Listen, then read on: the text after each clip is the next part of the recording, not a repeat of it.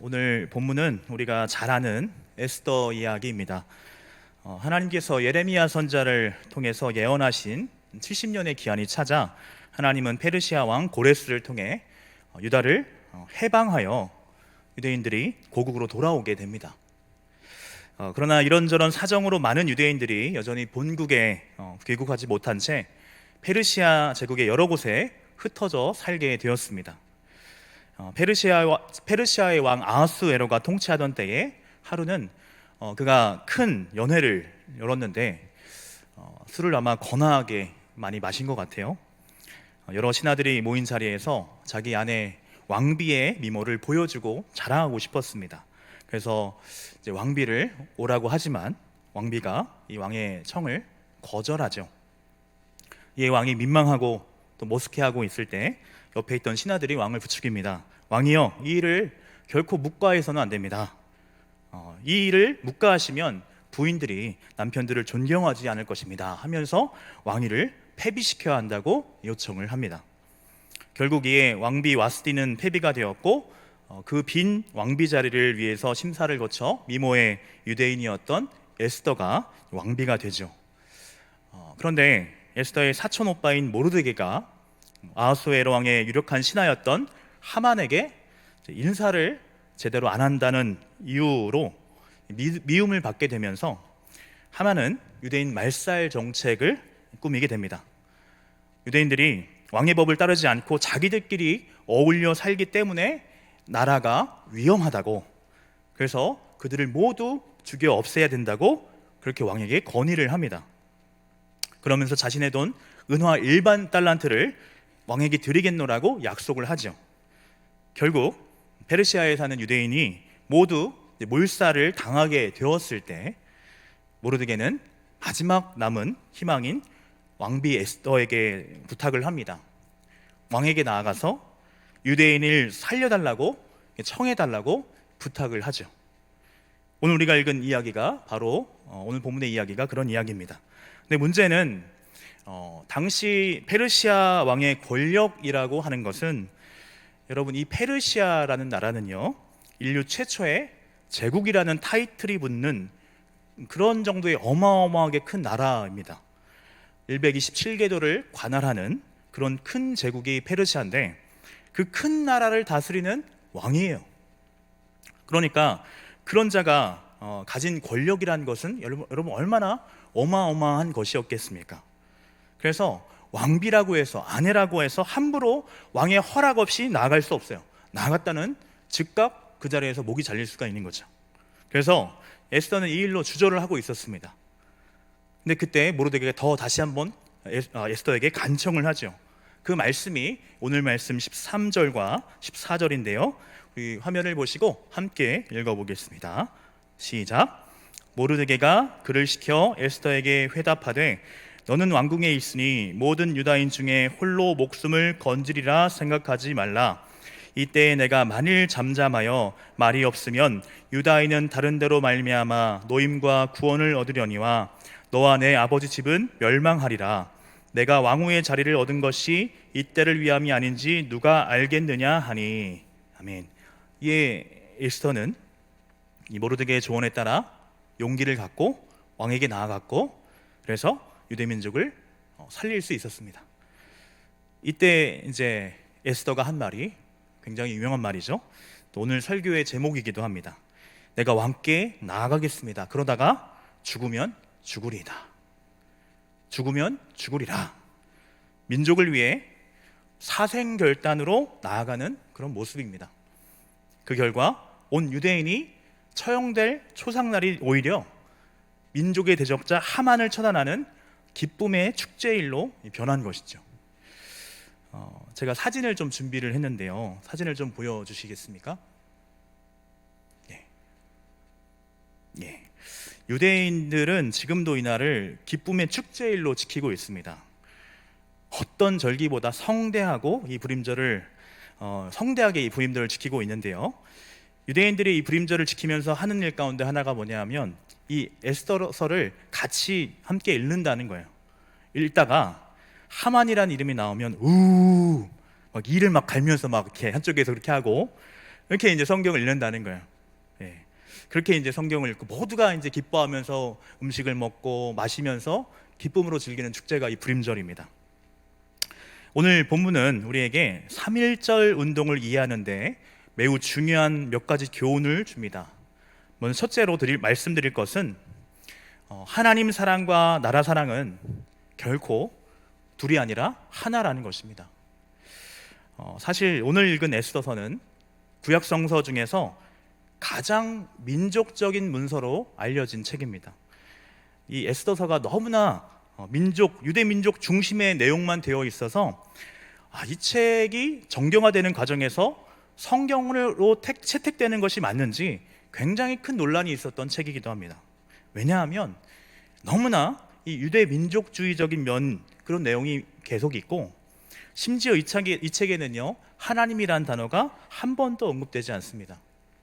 그래서 어떻게 이것이 성경이 될 수 있냐 계속 오랫동안 큰 논란이 되었었는데, 그러나 결국 에스더서는 성경으로 채택이 되었어요. 왜냐하면 민족을 사랑하는 것과 하나님을 사랑하는 것은 결코 분리될 수 없다고 믿었기 때문입니다. 여러분, 이것이 우리 기독교 신앙입니다. 우리가 하나님을 사랑하는 것과 민족을 사랑하는 것은 둘이 아닙니다. 하나입니다. 결코 분리될 수 없다는 거예요.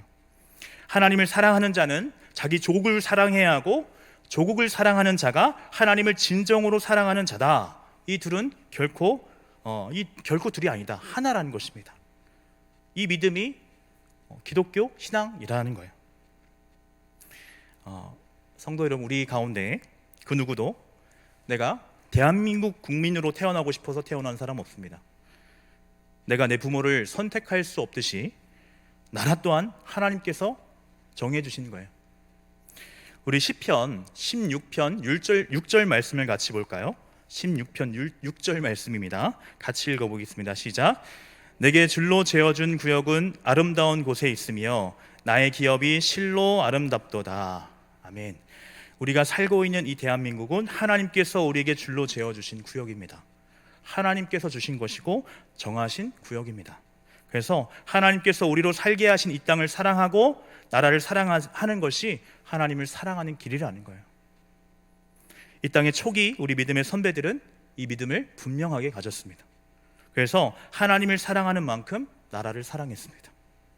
이러한 정신이 우리 한국 기독교 역사에서 그대로 드러났던 것이 바로 3.1절 운동이라는 거예요. 여러분, 3.1절 운동은 엄밀한 의미에서 교회 부흥 운동이 아닙니다. 민족 운동입니다.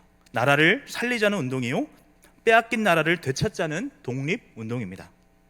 바로 이 운동을 위해서 교회가 일어선 것이에요.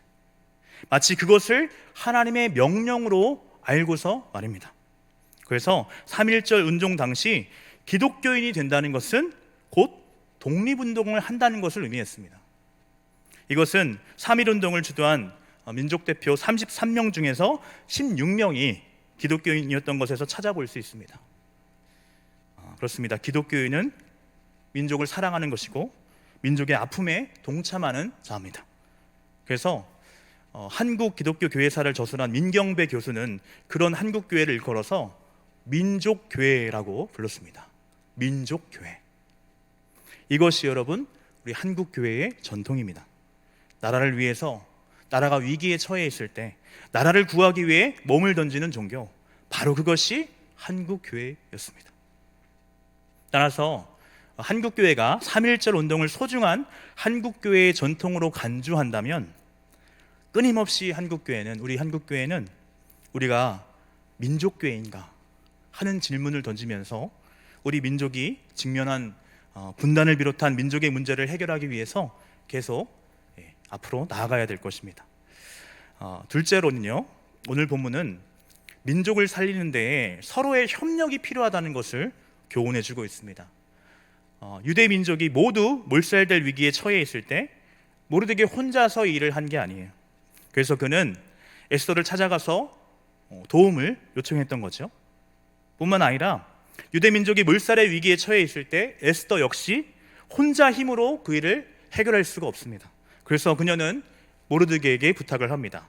오늘 말씀 15절과 16절 같이 한번 읽어보겠습니다. 시작. 에스더가 모르드게에게 회답하여 이르되 당신은 가서 수산에 있는 유다인을 다 모으고 나를 위하여 금식하되 밤낮 3일을 먹지도 말고 마시지도 마소서. 나도 나의 시녀와 더불어 이렇게 금식한 후에 규례를 어기고 왕에게 나아가리니 죽으면 죽으리이다 하니라. 아멘. 그렇습니다. 민족을 살리는 데에는 혼자의 힘으로 할 수 없는 일입니다. 서로의 기도와 협력이 있어야 가능한 일이죠. 에스더의 요청으로 모르드게와 온 유다 민족은 에스더와 민족을 위해서 기도했고, 그 결과 유대 민족은 하만의 음모에서 벗어날 수 있었던 것입니다. 이런 점에서 3.1 운동을 보면 3.1 운동도 철저하게 모든 한민족이 한마음으로 협력했던 사건으로 기억될 수 있을 것입니다. 제가 이 시간 특별하게 언급하고 싶은 것은 종교 간의 협력을 강조하고 싶습니다. 여러분, 우리가 이 3.1 운동에 대해서 한 가지 착각을 해서는 안 되는 것이, 3.1 운동은요 원래 천도교 주도로 시작된 운동입니다. 손병희 선생을 비롯한 천도교 신자들이 지도자들이 이 일을 주도했습니다. 그런데 그 천도교인들이 이 일을 진행하는 데 있어서 제일 큰 어려움이 뭐였냐 하면, 자신들의 이 교세가 약하기 때문에 전국적인 조직망을 갖고 있지 않았어요. 그래서 당시 기독교는 전국적인 교회 조직망이 있었기 때문에 독립운동을 조직적으로 전파하는데 이만한 단체가 없는 거죠. 그래서 그들이 우리 기독교의 도움을 요청했고, 이에 적극적으로 동참하고 반응을 했던 것입니다. 그래서 잘 아시는 대로 33명의 지도자 중에서 천도교 지도자가 15명, 기독교 지도자가 16명, 그리고 불교 지도자가 2명으로 구성이 된 것입니다. 나라를 살리고 독립하는데 종교 간의 협력은 절대적인 영향을 끼쳤다는 것입니다. 이것은 지금 우리 한국 사회에 그 종교 간의 갈등이 심한 현실에서 참 시사하는 바가 참 크다고 하겠습니다. 오늘날에도 이러한 종교 간의 대화와 협치가 필요합니다. 지금 대한민국은 많은 문제를 안고 있습니다. 남북한이 여전히 분쟁 중에 있고, 생태계의 위기는 날로 심각해지고 있습니다.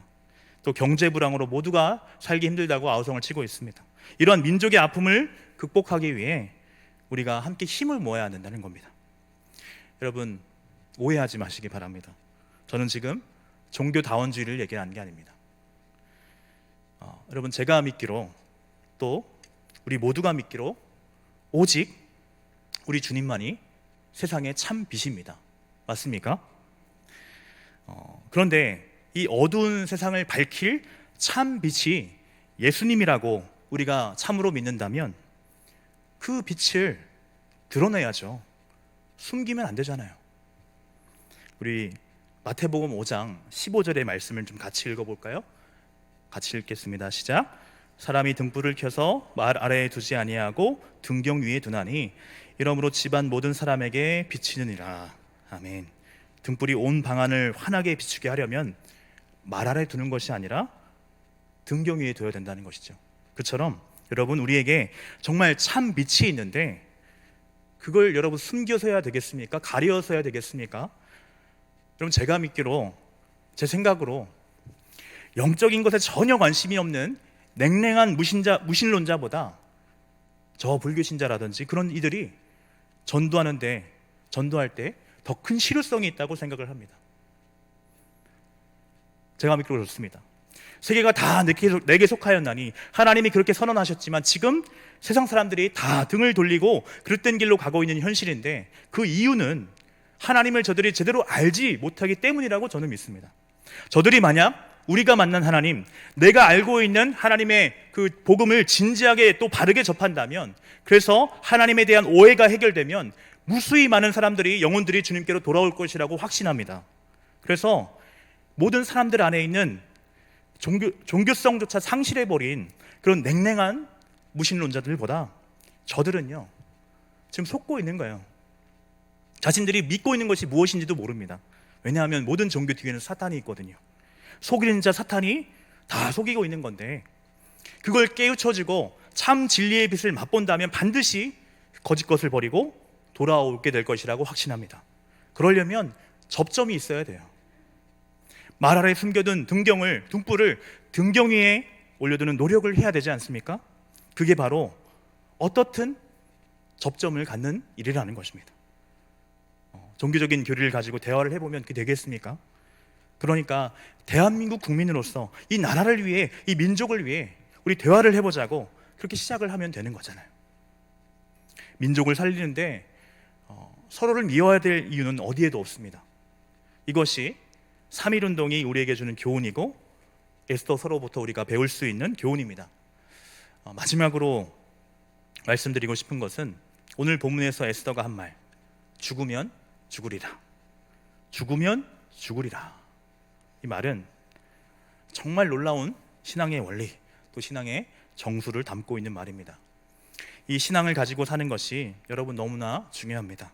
이 신앙을 가지고 사는 사람이 바로 우리 그리스도인이죠. 여러분, 우리 기독교는 참으로 역설적인 종교입니다. 여러분, 우리가 믿는 분은 예수님이죠. 여러분, 예수님을 잘 믿는 것이 신앙생활을 잘하는 건데, 여러분, 예수님을 믿는다는 것은 다른 걸 말하는 게 아닙니다. 예수와 함께 죽고 예수와 함께 사는 것이 우리 기독교 신앙이에요. 그래서 먼저는 내가 죽어야 돼요. 내 힘이 빠져야 돼요. 내가 잘나서 내 노력으로 뭘 이루는 종교가 아닙니다. 내가 죽어야지 예수님이 사신다는 거예요. 이걸 여러분 10년, 20년, 50년 신앙생활을 해도 이해를 못하는 분들이 굉장히 많습니다. 그럼 내가 죽어야 된다니까요. 내가 어떻게 교회를 섬겼는데, 내가 어떻게 봉사를 했는데, 그렇게 나오면 아무리 주님을 위해서 많은 일을 했다 할지라도 평생을 잘못 믿은 거예요. 그게 여러분, 내가 내 힘으로 한 겁니까? 내가 한 겁니까? 내가 한 게 아니에요. 주님이 하신 거지. 그래서 제대로 예수님을 믿으면, 신앙생활을 한 사람, 제대로 예수 믿으면서 신앙생활을 한 사람은 결코 교만할 수가 없습니다. 내가 한 일이 아니거든요. 내 안에 계신 주님이 하신 일이거든요.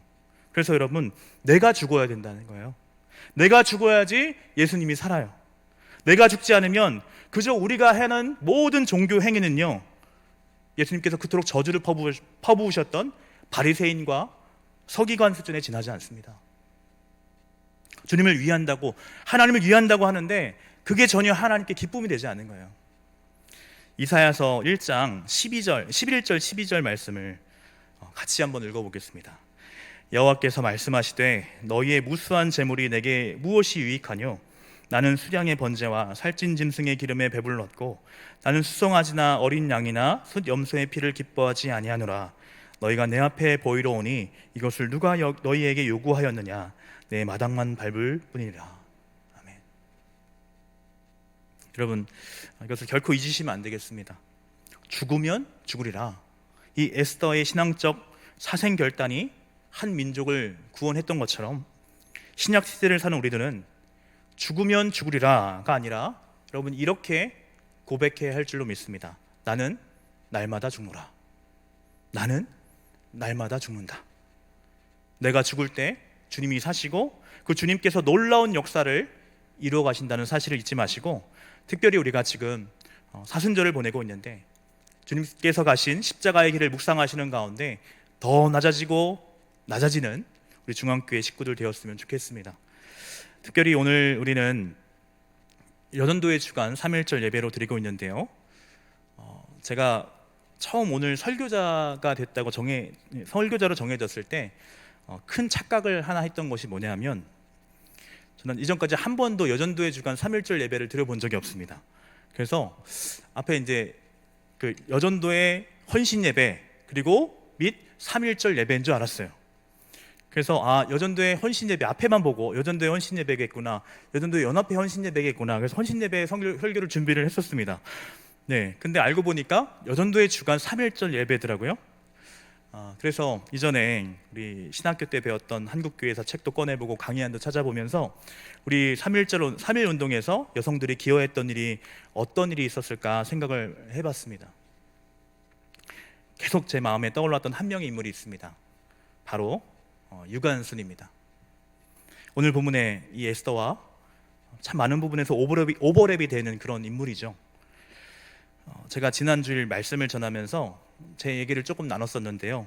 제가 자란 곳이 몇 번을 얘기하는 것 같습니다. 충청도 청원군 그 청주라는 곳인데요. 더 정확하게 말하면 청원군 옥산이라는 곳입니다. 제가 살던 동네에서 한 20분, 30분 정도만으로 차로 운전을 하면 유관순 생가 또 유관순 열사께서 다니셨던 매봉교회를 갈 수가 있습니다. 그 병천이라고 여러분 아시나요? 그 병천 순대가 유명한 병천 순대 있는 그 순대 먹으러 가면서 많이 들렸던 것인데 이 유관순이란 분이 독실한 감리교 신자였습니다. 우리가 잘 아는 대로 17살의 어린 나이로 천안에서 만세운동을 앞장섰습니다. 그녀는 형무소에서도 대한독립을 외치다가 결국 1920년 9월 28일 출소 이틀 전에 옥사를 하게 됐어요. 구타로 인한 방광 및 자궁 파열로 사망을 하게 됩니다. 그녀가 죽기 전에 마지막으로 남긴 말이 이것이었다고 합니다. 나는 죽일 수 있어도 우리나라 독립은 막을 수 없다. 너희들은 반드시 망하고야 말 것이다. 그렇습니다. 그는 에스더처럼 죽으면 죽으리라는 각오로 대한민국 독립 만세운동에 앞장섰고 결국 그녀는 그 믿음으로 죽었으나 영원히 죽지 않는 영혼이 되었어요. 어찌 죽으면 죽으리라고 결심하고 만세운동에 동참한 이가 이 유관순 뿐이겠습니까? 수많은 기독교인들이 그와 같은 십자가 신앙으로 독립운동에 참여를 했다는 거예요. 1919년 3월 21일 한 기독교 여신도가 자신이 겪은 고초를 이렇게 기록한 것이 있습니다. 한번 들어보시기 바랍니다. 나는 평양에서 3월 2일 체포되어 경찰에 구금되었다. 그 감옥에는 여자들도 여럿 있었고 남자들도 많이 있었다. 거기에는 12명의 감리교 여자들과 2명의 장로교 여자 및 1명의 천도교 여자가 있었다. 그런데 경관들은 채찍으로 우리 여자들을 내리치면서 옷을 다 벗기고 벌거숭이로 여러 남자들 앞에 세워놓았다. 경관들은 나에게 대해서는 길거리에서 만세를 불렀다는 죄목밖에 찾지 못하였다. 그들은 내 몸을 돌려가면서 마구 구타해서 전신에 땀이 흠뻑 젖었다. 내 양손은 뒤로 펴져서 꽁꽁 묶였다. 그리고는 내 알몸을 사정없이 때리고 땀이 흐르면 찬물을 끼얹곤 하였다. 춥다고 말하면 그때는 담뱃불로 내 살을 찢었다. 또 한 전도 부인은 두 손을 다 묶였을 뿐만 아니라 두 발을 꽁꽁 묶인 채 기둥에 매달려 있게 했다. 우리들은 성경을 다 빼앗기고 기도는 고사하고 서로 말도 못하게 했다. 사람으로는 견딜 수 없는 무서운 욕과 조롱을 우리는 다 받았다. 사랑하는 우리 중앙교회 여전도의 회원 여러분, 그리고 우리 여신도 여러분, 저는 가끔 뚱딴지 같은 생각을 할 때가 있는데요. 오늘날 그 큰 문제 가운데 하나가 젊은 세대들의 결혼이 계속 늦춰지고 있고, 그래서 결혼을 해도 자녀를 낳지 않는 거가 굉장히 큰 사회적 문제 아닙니까? 근데 몇 해 전만 하더라도 오늘날 결혼이 계속 늦춰지고 안 되는 이유 가운데 하나 가운데 남녀의 성비 문제가 있었던 것을 제가 얼핏 알고 있습니다.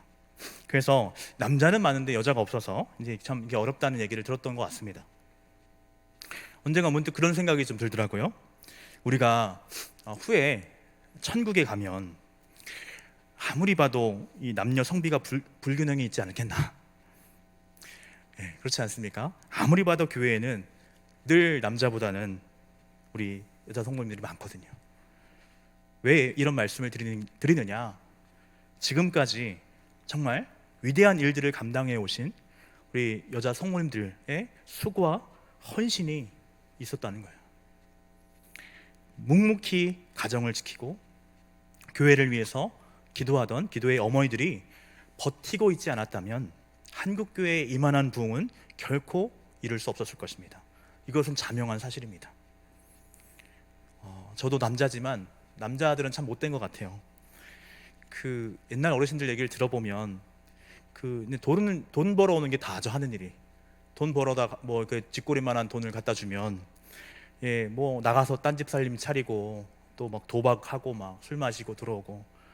여러분, 그런데도 우리 가정이 든든하게 버틸 수 있었던 게 무엇입니까? 어머니들이 그 중심 역할을 하고 있었어요. 잘 잡아줬어요. 교회도 마찬가지입니다. 묵묵히 보이지 않는 곳에서 굳은 일을 했던 우리 여자 성도님들의 말없는 헌신과 희생이 있었습니다. 끝으로 오늘 여전도의 주간 예배로 드리면서 우리 여전도의 또 여신도님들께 부탁을 드리는 것은 우리 옛 신앙의 할머니들의 집사님, 권사님들께서 그렇게 사셨던 것처럼 낮은 곳에서 섬기실 수 있는 우리 여전도의 회원님들, 우리 여신도님들 되시길 바랍니다. 세상에서는 뭐 여권 신장이다 얘기를 하고 심지어 여성 상위다 그런 말을 하지만 예수님은 분명히 말씀하셨습니다. 낮은 자가 큰 자라는 거예요. 낮은 자가 큰 자라는 거예요. 남성, 여성 다 떠나서 우리가 주님을 닮아간다는 거, 예수님의 제자가 되어 이 땅을 산다는 것은 한없이 낮아지는 걸 말합니다. 한없이 낮아지고 낮아져서 죽어야 된다는 거예요. 이게 우리 기독교 신앙의 핵심입니다. 그렇게 내가 낮아지고 죽을 때 내 안에 계신 주님의 빛이 드러나게 될 것입니다. 그럴 때 너희의 착한 행실을 보고 믿지 않는 저들로 하나님 아버지께 영광을 돌리게 하라 하신 이 빛과 소금의 삶이 가능하다는 거예요. 여러분, 이론은 참 쉽죠. 마지막으로 실제 그런 삶을 살아내셨던 유관순 열사께서 형무소에 갇혔을 때 7명의 사람들과 함께 불렀다고 하는 노래가 있습니다. 가사만 남아있던 노래인데 이 곡을 근대의 작곡가가 새롭게 만든 것이 있는데요, 제가 유튜브에 찾다가 좀 편집을 해서 준비를 했습니다. 같이 보고 좀 마치겠습니다.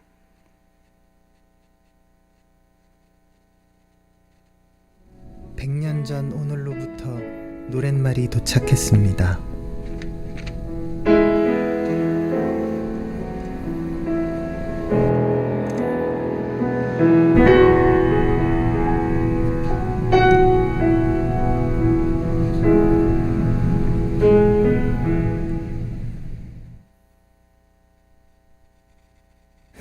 전중이 일곱이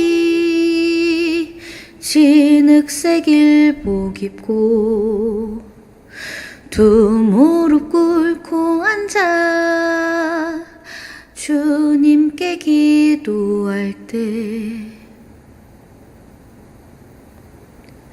전중이 일곱이 진흙색 일복 입고 두 무릎 꿇고 앉아 주님께 기도할 때 접시 2개 콩밥덩이 창문 열고 던져줄 때 피눈물로 기도했네, 피눈물로 기도했네, 피눈물로 기도했네.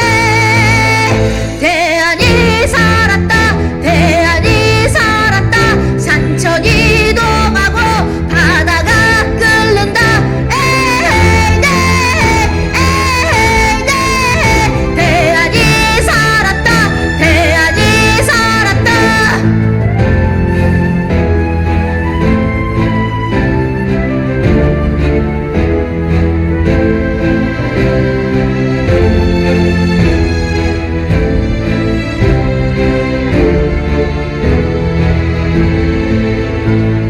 전중이 일곱이 진흙색 일복 입고 두 무릎 꿇고 앉아 주님께 기도할 때